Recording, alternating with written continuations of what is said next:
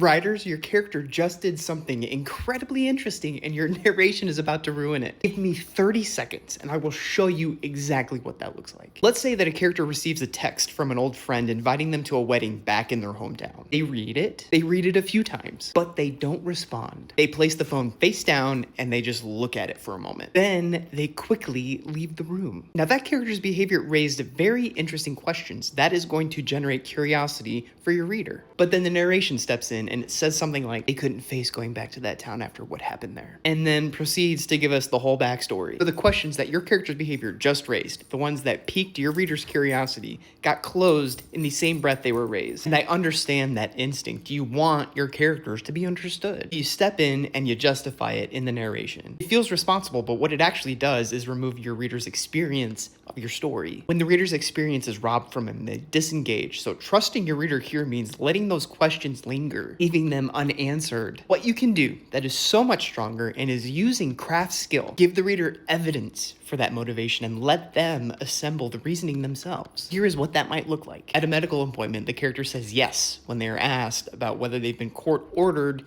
into a treatment program. During a job interview, they pause when they are asked about prior criminal offenses, and they say yes. Before accepting that wedding invitation, they browse the guest list looking for a very specific name. None of those moments explain what happened in that hometown, but the reader is beginning to assemble a picture of what that might be. They're assembling that character's history from the evidence that you are giving them. That is another layer of show, don't tell. And that assembly, that participation in building who they think this character is how their investment deepens in your story, because that unexplained behavior creates that curiosity. Your character's most interesting moments are interesting because they raise questions that your reader doesn't have answers to yet. Keep explanations out of narration. Give evidence instead.